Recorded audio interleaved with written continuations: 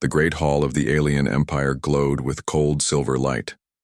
High pillars stretched upward, carved with sharp lines and symbols of victories past. Crowds filled the balconies, whispering, laughing, mocking. This was not a day of peace. It was a day of humiliation, carefully staged by those who wished to remind humanity of its place. The human envoy, a tall man with steady eyes, stood at the center. His uniform was simple compared to the dazzling robes of alien lords around him. He did not wear armor or jewels. He carried only the weight of his duty. He knew he was here not to be honored but to be ridiculed. The Empire had agreed to a fragile truce, and this gathering was part of the arrangement. But in truth, everyone knew the Empire wanted to display its power and mock the human race. At the front of the hall, the Emperor's voice rose. His tone was smooth but sharp like a blade. For our guest, the representative of the humans, we bring a gift. May it remind you always of what humanity is worth to us. The doors creaked open. Guards dragged forward a figure in chains. It was a woman, an alien woman. Her long hair hung loose, her once noble garments torn and faded. She stumbled as she was forced to kneel before the human envoy. The crowd roared with cruel laughter. This, the Emperor continued, is one of our disgraced nobles. Once a voice in our courts, now nothing more than a shame.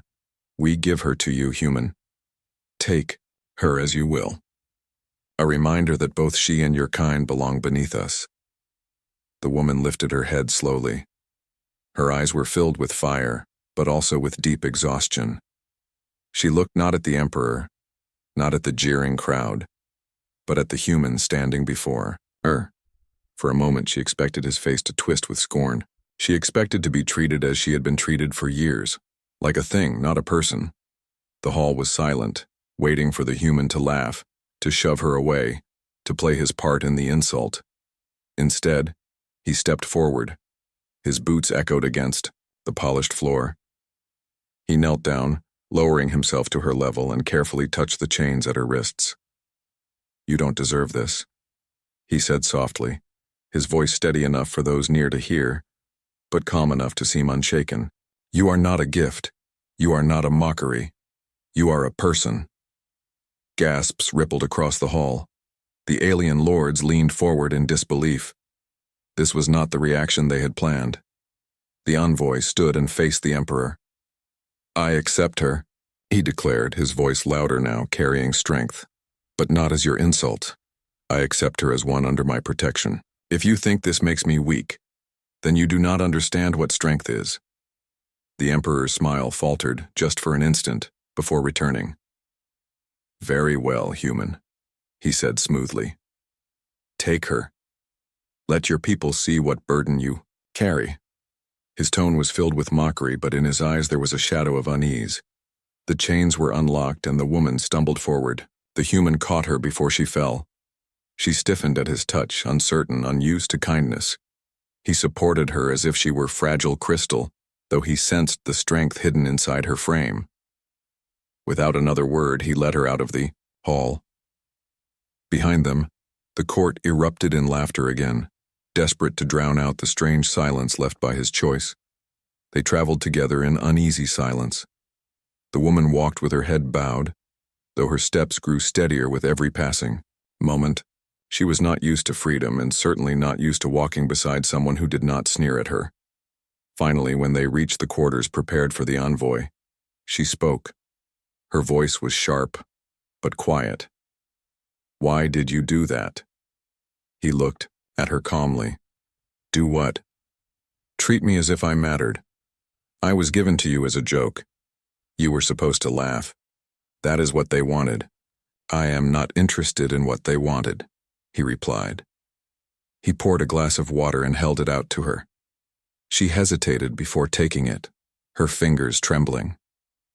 I don't see you as a joke. I see you as someone they fear. They fear you because you remind them of their cruelty, and I do not laugh at courage. She stared at him, stunned. No one had spoken to her like this in years. That night she could not sleep. She sat by the window, staring out at the alien city below. Lights glittered in the distance, but to her, they felt cold and sharp, like the eyes of those who had mocked her. She remembered her past. Once, she had been part of that very court. She had spoken against corruption, against cruelty, and for that, she had been cast down, stripped of title, beaten, mocked, and finally given away like a broken trinket. Yet, here she was, treated with gentleness by the one person she least expected, a human, a race considered weak, unworthy, primitive. But he had shown her more honor in a single moment than her people had in years. The envoy, too, lay awake, though he did not show it. He knew the dangers of what had happened today. By accepting her, he had turned an insult into a statement. The Empire would not forget. But he also knew something else. If he abandoned her, if he played along with their mockery, he would become exactly what they thought he was. And that he could never allow. Morning came. The woman woke to find food waiting for her. Not scraps, not the cold leftovers she had grown used to, but warm bread, fruit, and water. The human sat across from her, calm and quiet. "You are free now," he told her. "You can choose what happens next." She frowned. "Free? I am not free. They gave me away because they despise me. If I return, they will kill me. If I stay with you, I will bring you shame." He shook his head. "Shame comes only when you do wrong. You have done nothing wrong. Stay if you wish. Leave if you wish. The choice is yours, not theirs." Her throat tightened. For years, every choice had been stolen from her. Now, for the first time, she was offered one. She did not answer at once, but in her heart, something shifted. That day, as they prepared to leave the Empire's capital, whispers followed them. The alien courtiers mocked them openly, jeering as the disgraced woman walked beside the human envoy. But she noticed something strange. Their laughter no longer cut into her as it once had. Perhaps it was because the human walked tall and unashamed, his calm presence shielding her more than chains ever could. For the first time, she felt the faintest spark of hope. By the time they boarded the ship that would take them away, she looked at the human differently, not as a master, not as a rescuer, but as a strange puzzle she did not yet understand. "You are either very foolish," she told him quietly, "or very brave." He smiled faintly. "Maybe both." She looked out the window as the stars stretched into lines and the ship leapt into faster-than-light travel. Behind her, the empire that had mocked her grew distant. Ahead of her, something unknown awaited. For the first time in years, she felt as though her story was not over. The stars rushed by outside the ship, endless lines of light stretching across the dark. The alien woman sat quietly near the viewing window, her hands folded in her lap. She had not spoken much since leaving the Empire's capital. She had expected to feel relief at escaping the cruel laughter of the court, but instead she felt a strange emptiness. She had no title, no home, and no family left. Everything she once was had been stripped away. The human envoy noticed her silence. He did not press her with questions. Instead, he gave her space, speaking only when needed. When food was brought, he shared it evenly. When she needed rest, he made sure she had privacy. These simple acts unsettled her more than cruelty ever had. She understood cruelty. She knew how to survive hatred. But kindness, that was harder to face. One evening, as the ship drifted through quiet space, she finally spoke. "Do you even know who I am?" He looked up from the reports he had been reading. "I know you were once noble," he said calmly. "I know they called you a traitor, but I don't care about what they call you. I care about what I see." Frowned. "And what do you see?" "I see someone who deserves respect," he answered without hesitation. "Someone stronger than the ones who mocked you." His words left her silent.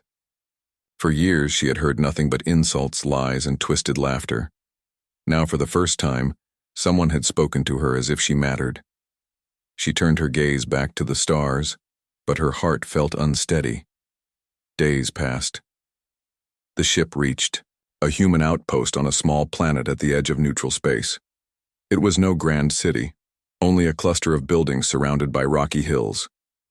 The human envoy led her through the streets. People stared. Some looked curious, others suspicious. A few whispered to each other as they noticed the alien woman walking beside him. "Why do they look at me like that?" she asked softly. "Because they don't understand," he replied. "They see an alien, and they wonder why you are here. They don't know what I know." She felt her chest tighten. She had thought leaving the Empire would end the whispers. But now she found them again, only in different voices. Here, she was not mocked as a fallen noble, but distrusted as a foreigner. She wondered if there would ever be a place where she belonged. Life at the outpost was quiet compared to the Empire's court. The envoy had work, negotiations, reports, and endless meetings with local commanders. The woman, however, had no clear role. At first, she stayed inside the quarters, spending hours by the window, lost in thought. But slowly, she began to walk through the settlement. She saw children running through the dusty streets, their laughter, light and free. She saw workers repairing machines, talking and joking as they worked. These sights reminded her of a life she had once known, simple, unguarded, far from power and cruelty.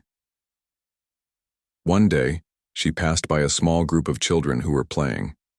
They stopped when they saw her, their eyes wide. A little girl, braver than the others, stepped forward. "Are you from the stars?" the child asked. The woman hesitated. "Yes," she said softly. "I am from far away." "Can you tell us about it?" the child asked eagerly. For a moment, the woman almost refused. But then she sat down on a nearby stone and told them a story. She spoke of the great forests of her homeworld, where the trees glowed softly at night, and of the rivers that carried songs as they flowed. The children listened with wide eyes, fascinated. For the first time in many years, the woman felt her voice carry something other than shame. When the envoy returned that evening, he found her surrounded by children, telling them tales of her people. He smiled faintly, though he said nothing. He knew this was the beginning of her healing, but not everyone welcomed her presence. Some humans muttered that she was dangerous. Others whispered that the envoy had been tricked by the Empire into keeping her. In meetings, certain commanders hinted that she should not be allowed near important matters. One night, as the envoy walked her back from the market, a group of soldiers blocked their path. "Why do you keep her here?" one of them demanded. "She doesn't belong, she's one of them." The envoy's eyes hardened. "She belongs because I said she does. She is under my protection." The soldiers exchanged uneasy glances. They wanted to argue, but the firmness in his tone stopped them. At last, they stepped aside. The woman walked on quietly, but her hands trembled. Later, inside the quarters, she whispered, "You should not do that for me. They will turn against you." He shook his head. "If they turn against me for doing what is right, then let them. I will not cast you aside." Her heart ached, with emotions she did not know how to name.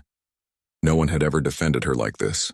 She had been abandoned by her own people, mocked by the Empire, and yet this human stood firm beside her.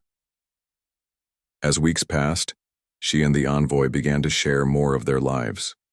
She told him about her childhood, the music of her world, the traditions of her house before it fell. He told her about Earth, its oceans, its mountains, its long histories of struggle and survival. They laughed sometimes, though quietly, at small things they discovered in common. One evening, as they walked along the edge of the outpost, she asked, "Why are you always so calm? Even when they laugh, even when they threaten, you do not change." He paused for a moment before answering, "Because anger gives them power. If I stay calm, they cannot control me." She thought about this deeply. She had spent years consumed by bitterness, her spirit poisoned by betrayal. But now she wondered if perhaps strength was not always in striking back but in standing steady. Still, shadows lingered. Messages arrived from the Empire. Some carried threats, others carried mocking laughter. They reminded her that she was nothing, that she was forgotten, that her only worth had been to serve as an insult. She read them in silence, but each word felt like a knife. The envoy noticed her growing quiet. One night he found her tearing one of the letters into pieces. Her hands shook with rage. "They will never stop," she whispered. "No matter where I go, I will always be their joke." The envoy gently took the torn pieces from her hands and set them aside. "No," he said firmly. "You will be what you choose to be, not what they call you." She stared at him, her eyes wet with tears she had long refused to show. For the first time, she felt a flicker of belief. Perhaps he was right. Perhaps her story was not over. The next morning, she made a choice. Instead of hiding, she began to help at the outpost. She used her knowledge of trade and diplomacy to guide small decisions. She spoke to workers, listened to their struggles, and offered solutions drawn from her years in court. Slowly, people began to see her not as a burden but as someone who could help. Whispers still followed her, but some whispers began to change. A few even carried respect. At night, when she sat by the window, she no longer stared only at the stars. In sorrow, she began to imagine futures, uncertain, fragile, but real. Futures where she was not just a discarded noble, but someone who mattered again. And through it all, the human envoy remained at her side. He did not push her, nor did he try to shape her path. He simply walked with her, offering quiet strength. In his presence, she felt something she had not felt in years: safety. It was still only the beginning. Shadows of danger and whispers of hatred lingered on every side. But in the life they were building, small and fragile as it was, hope had begun to grow. For the first time, she began to believe she could rise again. The air at the human outpost grew heavy with whispers. The alien woman had begun to walk the settlement more openly, and though some people greeted her with respect, others still turned away. She had started helping the local council with advice. Her knowledge of trade, law, and diplomacy proved useful, but that only drew sharper eyes from those who distrusted her. One evening, the envoy returned from a long meeting with human commanders. His face was calm, but his eyes carried a shadow. She noticed it immediately. "What happened?" she asked. He set his papers on the table. "The empire is breaking," he said. "There are rebellions, factions fighting for power, and some of those factions know your name." Her chest tightened. "My name?" "Yes. Some remember you as the noble who stood against corruption. They see you as a symbol. They want to use you." The woman lowered her gaze. Memories of her downfall pressed upon her. Her speeches in court, her calls for fairness, and the punishment she had suffered for daring to speak. Now, those same words were being remembered. She did not know if she felt pride or fear, and, "If they use me," she whispered, "what will happen to you?" The envoy looked at her steadily. "We will face it together." The outpost soon buzzed with news. Ships brought rumors of uprisings in the empire's inner worlds. Entire provinces refused the emperor's rule. Some declared themselves free. Others pledged loyalty to rival leaders. The once great empire was cracking like glass. The woman could not ignore it. She knew the patterns of power, the fragile threads that held courts together. At night, she sat with the envoy, mapping the movements of factions, predicting who would fall and who would rise. Her insight proved correct again and again. "You see things I cannot," the envoy told her. "That is why they fear you." But fear was dangerous. Soon, letters arrived not only from human commanders, but also from alien rebels. Some begged for her support. Some demanded it. Others threatened her if she refused. She read them all in silence. Her hands trembled as she set them aside. "No matter what I choose, they will hunt me," she said softly. The envoy reached across the table and placed his hand gently over hers. "Then let them hunt us both." Her throat tightened. She wanted to argue, but the steadiness in his voice gave her strength.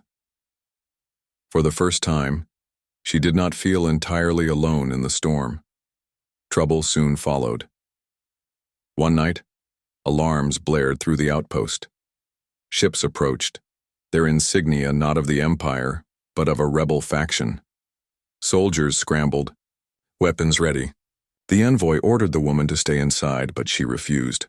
"If they are here for me," she said firmly, "then hiding will not save us." Together, they stood at the gates as the rebel leader entered. He was tall, armored, his voice booming as he declared, "We have come for her. She is ours. She is the rightful voice of the people, and she will lead us." The envoy stepped forward. "She is free," he said. "She belongs to no one." The rebels bristled. Tension filled the air. Soldiers on both sides raised weapons. The woman's heart pounded. She had been powerless once, mocked and chained. She would not be powerless now. She lifted her chin and spoke clearly.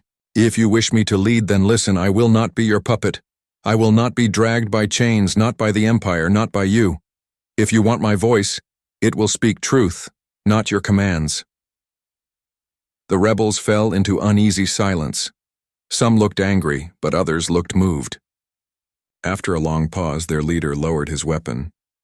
"Then speak truth," he said grudgingly. "We will listen, for now." They left as suddenly as they came, leaving behind unease, but also respect. The envoy turned to her, pride in his eyes. "You faced them without fear." She shook her head. "I was afraid, but I will not let fear silence me again." Days turned into weeks. The rebellion spread. The Empire sent spies and assassins, hoping to silence her before her name grew too powerful. The outpost became a fortress, guarded day and night. Yet within the walls, a strange calm grew between her and the envoy. They shared more of their lives. He taught her human games, and she laughed softly when she finally won a round. She told him stories of her ancestors, and he listened with genuine wonder. Their bond deepened, not through grand declarations but through small moments.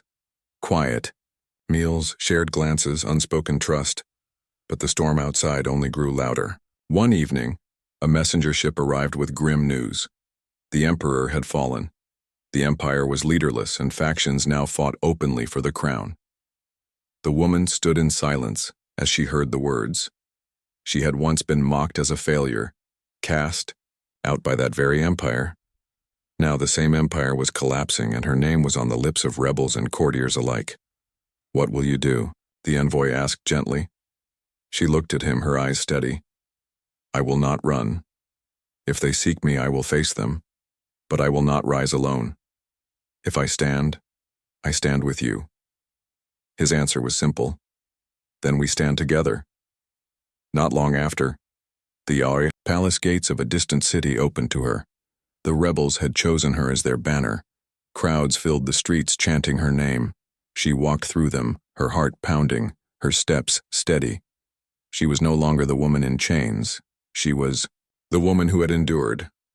The envoy walked at her side, his presence calm and strong. Whispers followed him too, some mocking, some admiring, but he ignored them. His eyes were only on her. In the great hall of the city, leaders of many factions gathered. Some doubted her, some despised her, but all listened as she spoke. "I was once given as a mockery," she said. "They thought I would break, but I did not. And if you think I will be your puppet, you are mistaken. I will lead only if I can lead with truth, with justice, and with peace. Otherwise I will walk away, and you may destroy yourselves without me." The hall fell into stunned silence. No one had expected her to speak with such fire. Slowly, one by one, the leaders bowed their heads. The envoy stood taller at her side, pride shining in his eyes. He knew then what she was becoming, not just a symbol, but a queen in her own right. That night, as they rested in quiet chambers, she whispered to him, "Do you see what they are asking of me?" "Yes," he said softly. "They are asking you to be more than you ever thought you could be. And do you see what they will do to you for standing with me?" He smiled faintly. "They can do what they like. I will not leave you." She closed her eyes, her heart heavy and full at once. For years, She had been mocked, beaten down, and cast aside. Now, she was being lifted higher than she had ever dreamed. But she knew she could not do it alone. She would not. In the rising storm of rebellion and broken empires, she had found her anchor, and together they would face whatever came next. The city was restless. Torches burned in the streets and banners of rival factions flapped in the wind. Soldiers patrolled every corner, their eyes sharp, their hands never far from their weapons.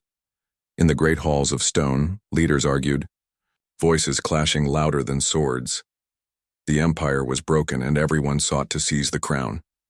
The woman, once mocked and chained, now walked through those same halls with her head high. Her voice carried authority, her presence demanded respect. Yet in her heart she carried both pride and fear. Pride because she had risen higher than anyone expected. Fear because she knew the cost of standing at the center of such storms. The human envoy never left her side. To some, he was only her guard.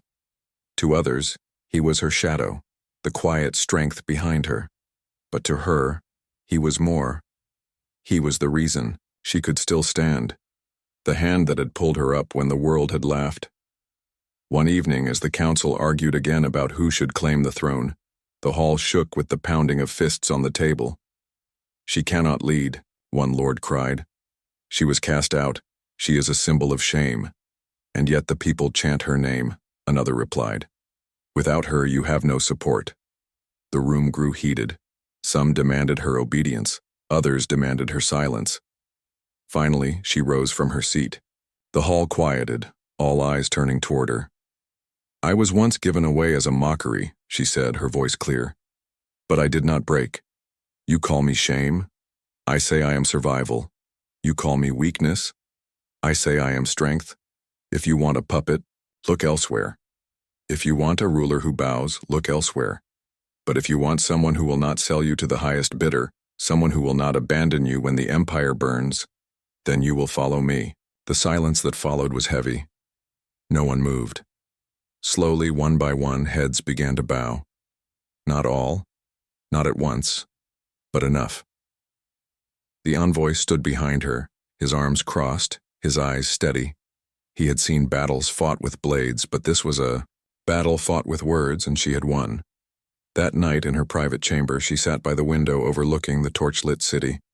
The envoy entered quietly, setting down a tray of food. She had not eaten all day. "You held them," he said softly. "Even those who hate you listened." She shook her head. "They will turn on me again. They only follow because they see no other choice." "Maybe," he replied, "but leadership is not about being loved. It is about being steady when others are not. Today, you were steady." She looked at him, her eyes tired but warm. "And if I fail?" He smiled faintly. "Then I will still be here." Her heart tightened. She said nothing, but his words gave her the strength to face another day. The weeks that followed were filled with trials. Rival lords tested her with schemes. Assassins tried to slip into her chambers at night. Rumors spread, painting her as a traitor, a foreigner's tool, even a danger to her own people. But each time, she faced them calmly. When a lord accused her of being too close to humans, she answered, "It was a human who gave me dignity when you gave me chains." When soldiers doubted her command, she walked among them, speaking not as a queen, but as one who had known pain. And they listened. When assassins came, it was the envoy who fought them off, his blade flashing in the torchlight. She stood beside him, not hiding, but facing danger with unflinching eyes. Together they endured, and with each trial, her power grew. Then came the day of battle. A rival faction, unwilling to accept her rise, marched on the city with thousands of soldiers. Their banners blackened the horizon. The council panicked, shouting orders, demanding plans. She stood before them and raised her voice. "You tremble, because you fear losing what little you hold. I do not tremble. I have already lost everything once. I will not lose again. If they want this city, they will have to walk through me first." The envoy stepped beside her, sword in hand, and, through me, the people rallied. Soldiers who once doubted her lifted their weapons. Civilians gathered supplies. For the first time, the city stood not for a lord or a title, but for her. The battle was long and fierce. Arrows darkened the sky. Walls shook under the weight of siege engines. The queen-to-be moved among her soldiers, her voice steady, her presence unyielding. The envoy fought at her side, his blade cutting down foes, his shield raised high. Together they became a symbol, not just of survival, but of defiance. At the height of the battle, the rival lord rode forward, his army behind. Him. He shouted across the field, "You are given as a joke. How dare you claim the crown?" She raised her voice in reply, her words carrying across the clash of steel. "I was given as a joke, but today I stand as truth, and truth does not bow to mockery." With a cry, her soldiers surged forward. The enemy wavered, then broke. The city held. When the smoke cleared, the people filled the streets with cheers. The once disgraced woman, now their savior, stood at the gates with the envoy.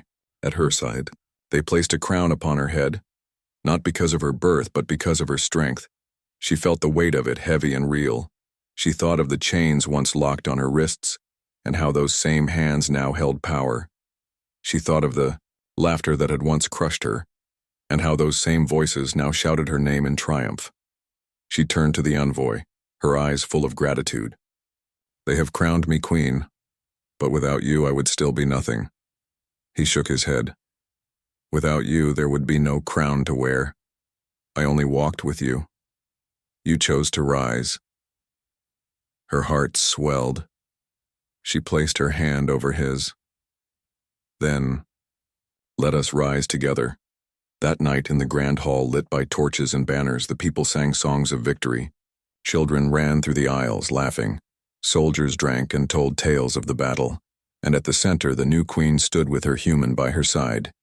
She was no longer a gift of mockery. She was no longer a broken noble. She was a queen chosen by her people, not given by her enemies. And deep within, she knew this was only the beginning.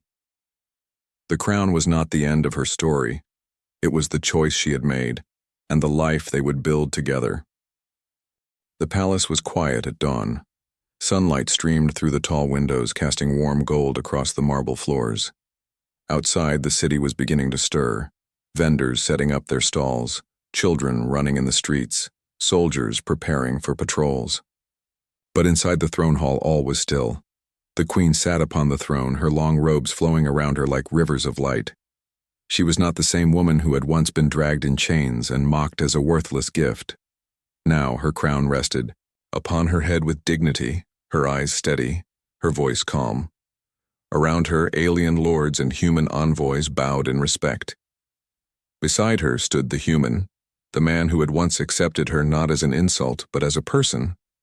He no longer looked like a simple envoy.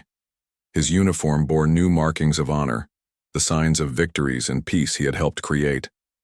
Yet his gaze was unchanged, calm, steady, unwavering. He looked at her not as a queen, not as a symbol, but as the woman he had chosen to stand beside. Years had passed since the day of her mockery. The empire had been shaken by rebellion and war, but through courage and wisdom she had risen to claim the throne.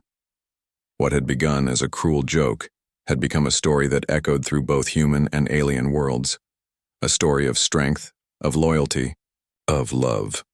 And now, as she sat upon her throne, she did not sit alone. From behind the curtains, a child's laughter rang out. The queen's gaze softened as a small boy ran into the hall. His hair carried the dark strands of his human father, but his eyes shone with the bright colors of her people. He was living proof of two worlds united. The courtiers bowed lower as the child climbed the steps of the throne and sat beside his mother. She lifted him gently into her lap, her crown shining above his small head. The sight was powerful. Once she had been discarded, now she was mother to a child who would one day inherit not just a crown, but two legacies. But her rise had not erased all shadows. Enemies still whispered beyond the borders. Some lords still resented her for surviving what was meant to destroy her. Some humans still wondered if their envoy had given too much of himself to an alien queen. She knew the peace they had built was fragile, yet she also knew it was stronger than anyone had believed, because it was not built on fear or mockery, it was built on respect. One evening, she walked with her husband through the gardens of the palace. The night air was cool, the stars bright above. Their son chased fireflies near the fountains, laughing as he tried to catch the glowing insects. The queen paused beneath an old tree. Her voice was soft as she said, "Do you ever think about that day? The day they gave me to you?" The human looked at her carefully. "I think about it often. Not because of what they meant it to be, but because of what it became." She smiled, faintly. "They thought they were mocking you. They thought they were mocking me. Instead, they gave me the one person who saw me as more than a burden." He touched her hand gently. "And they gave me you. Without you, none of this would have been possible." She looked out at their son, who was still laughing as he played. Her heart swelled with a warmth she had never believed she would feel again. "I was once nothing. Now I am a queen, a wife, a mother. All because you refused to laugh at me." He shook his head. "No. All because you refused to let them define you. I only gave you my hand. You chose to rise." Her eyes shone as she held his gaze. In his words, she found truth. He had given her dignity, but she had chosen to walk the long, hard path toward power and peace. Together, they had built something no one thought possible. The boy ran back to them, holding a jar filled with fireflies. "Look, mother. Look, father. They shine like stars." The queen knelt to meet her son's eyes. "Yes," she said softly. "They shine because they are free. Never forget that, my son. Freedom is what makes the smallest light brighter than any crown." The boy nodded, though he did not yet fully understand. But she knew one day he would. News spread across the empire of the queen's strength, of her human husband's loyalty, and of their child. Traders carried the story across the stars. Soldiers told it in their camps, and children whispered it as they played. To some, it was a tale of defiance. To others, it was a tale of hope. But to all, it was a reminder that mockery can turn into destiny, that weakness can rise to power, and that kindness can outlast cruelty. One day, as the queen addressed her court, she spoke words that would be remembered for generations. "I was once given away as a joke," she said, her voice clear and strong. "But I am not a joke, I am not a shadow. I am proof that no one has the right to decide another's worth. I am proof that dignity cannot be taken. It can only be hidden, waiting for the moment it is restored." The hall erupted in applause. Even those who had once doubted her could not deny the truth of her words. That night, after the court had ended and the palace had grown quiet, the queen stood on the balcony overlooking the city. Lights glowed across the streets, not with the cold cruelty she had once known, but with warmth. She could hear music drifting upward, the songs of people celebrating their queen. The human stepped beside her, placing a cloak over her shoulders against the cool breeze. "They love you," he said quietly. She leaned against him, her eyes on the horizon. "They do not love me because I am queen. They love me because I endured, because I rose when they thought I would fall, and because I did not rise alone." He smiled faintly. No one truly rises alone. Their son, already drifting to sleep in the chamber behind them, stirred and murmured in his dreams. The queen turned to look at him, her heart soft. "He will grow in a world where he does not have to fight for dignity. That is all I want." "And he will," her husband said firmly. As the stars filled the night sky, the queen felt peace settle in her heart. She remembered the chains, the laughter, the cruel words that once defined her. She remembered the hall where she had been given away like a broken trinket. And she remembered the moment when everything had changed. Not because the world had grown kinder, but because one man had chosen to see her differently. Now she was queen. She was mother. She was loved. And above all, she was free. Her story, once meant to be an insult, had become a legend, and as she watched the stars, holding her husband's hand, she knew that no empire, no enemy, no whisper of cruelty could ever take that away.